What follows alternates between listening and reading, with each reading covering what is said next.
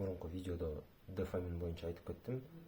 Ошону силер да эмеге YouTube'га жазып көрсөңөр кененирээк маалымат берет.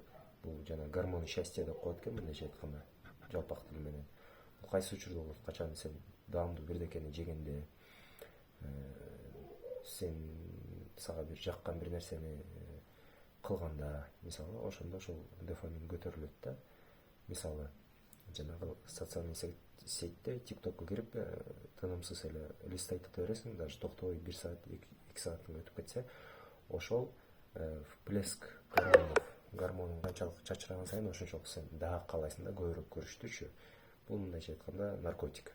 Ал каякта болот? Ал социальный сетьтерде, порно индустрия, дагы эмне башка толтура наркотик тоже ушундай наша чегүү, жанагындай ар кандай витамин тиги булардын баарын ошол категорияга кирет да. А мурун бул нерсени алыш үчүн адамдар бир иш кылып, бир нерсе кылып анан ошол нерсени алышчу да, чтобы респект мындайча айтканда алыш үчүн. А бүгүнкү күндө бул эң оңой. Социальный сетьке бирдекелерди киргизсең эле, сен хайп болсоң, сен да бир башка болсоң, сага 10 000 адам лайк койсо, сен өзүңдү башкаларга караганда мен мыктымын, мен кыйынмын дей баштайсың да. Бул эң чоң болезнь да. Буну менен күрөшүш керек. Айтып атканымдын себеби азыр Кыргызстанда жөнөкөй адам жок да, баары бирдеке. Мен эми силерге акыл үйрөтүп жаткан жерим жок, просто ошол өзүмдүн байкоом менен бөлүшүп жатам да. Эгерде ушул темп менен биз кете берсек, Кыргызстан ушундай телефондон башыбыз чыкпай, эчтеке көңүл бурбай эле эмете берсек, анда акыбалы өтө оор болот. Баягы бир байке менен сүйлөшүп калдым, улгайган киши менен айтат, азыр жаштар дейт, сабырсыз дейт. Чындап эле азыр сабырсызбыз. Мен дагы сабырсызмын да, мисалы, бир иштин сразу болуп кетишин каалайсың да, бирок андай эмес. Эми ошонун баарына фундаментальный нерселер кайсылар таасирин тийгизип аткан? Ошол эле соцсеттер, ошол эле убактыбызды бир пайдасыз жакка коротуу, ошонун баары ушул категорияга кирет. Ошон үчүн Нуржигит Кадырбеков да туура айтат, ошол пайдалуу жакшы бир китептерди окушубуз керек негизи. Анан кийин любой нерсени интернеттен алып атканды 100% туура деп албай, любой бир информацияны кандай десем, байкап чыгышыбыз керек да. Критический мышление болуш керек да. Нар жагынан, бери жагынан карап, туурабы, туура эмеспи? Балким силер да менин сөзүмдү текшериш үчүн балким башка видеолорду көрөсүңөр, ушундай сыяктуучу. Анан кийин салыштырып, анан бир акыйкатка жетсе болот да. Үстүртөндө карап туруп бирөө бирдеке сүйлөп койсо эле, анын артынан тиги сокур болуп ээрчип кетүү, бул дагы туура эмес да. Ошон үчүн Кудай таала бизге баш берген, ошол башты туура иштетсек, туура жыйынтык болот деп ойлойм. Ошон үчүн бул социальный сеттер вообще чоң болезнь. Буну BBC'нин эмеси бар, бир видеосу бар. Даже мен азыр видеону токтотуп, өчүрүп эле ошону жазып, ошону көргүлөм. 35-40 мүнөттүк видео.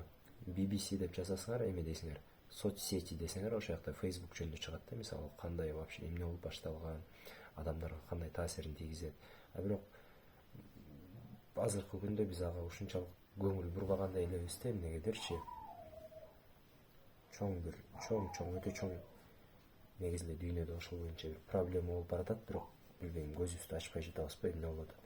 А ошол көрүп аткан, эмне көрүп атканыбыз, эмне кылып атканыбыздын баарын биздин күнүмдүк жашоо турмушубузга ошонун таасирин тийгизет да. Биз канчалык смартфондо отурабыз, канчалык убактыбызды пайдасыз жакка коротобуз, ошонун баары таасирин тийгизет. Анан айтып атабыз, убактыбыздын берекеси жок депчи. Конечно, берекеси жок болот. Саат түштө туруп атсак, эртеден кечке чейин көргөнүбүз бир тупой бир видеолор, мемдер.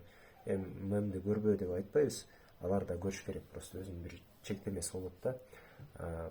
Телефондо эме деген бар, настройкага кирип, телефонду канча саат кайсыл программаларды көргөнүн аныктап чыкса болот. Анан кийин өзүбүзгө суроо берели, мен ушул нерсе пайда кылып атам же пайдасызга кетирип атам депчи. Себеби мен дагы жанагы эмеде YouTube'да эме деген бар, shorts, кыскача видеолор, мындай кете бересиң. Кес кирип кеткенде абдан кызыгып туруп кирип кетесиң да, анан токтоно албай кетесиң, анан карасаң бир 10 мүнөт, 15 мүнөт отуруп салган болосуң. Ошон үчүн бунун зыяндыгы өтө чоң. Бул боюнча да башка тармакта видеолор бар. Ошон үчүн ошолорду көрүп, таанышып чыгууңарды мен абдан өтүнөт элем. Себеби азыр мындай пайдасыз нерсе менен алек болуу, бир беспонтовый бир нерселерге көңүл бөлүү менин поколениямда, силердин поколенияларда балким абдан көп болуп жатат да. 10 сааттап балким телефон кармабай, телефонду алып койсо бир жашообуз токтоп, өмүрүбүз токтоп калчу сыяктуу эле болупчу. Эмнени изилеп атасың? Билбейм, тияктан карачы. Ошон үчүн ушул нерсе менен биз күрөшүшүбүз керек, сөзсүз. Менде да болот ушундай мындай кызыгып кирип кетип, делать нечего да, болбосо толтура кыла турган иштерим бар да. Какой толк мага башка бир адамдын жашоосунун кызыгы да. Ошон үчүн мен дагы айтпайм, мен прям вообще эле толк токтотуп салдым депчи, бирок мен дагы ошол нерсе менен күрөшүп жатам да. Дайыма ошол нерсени азайтканга, балким өзүмдүн бир ченемим менен колдонгонго аракет кылып келем. Себеби эгерде биз буну аша чаап кете турган болсок, ашыкча соцсеть, ашыкча убактыбызды пайдасыз нерсеге кетирсек, анда бул минуска ойнойт да.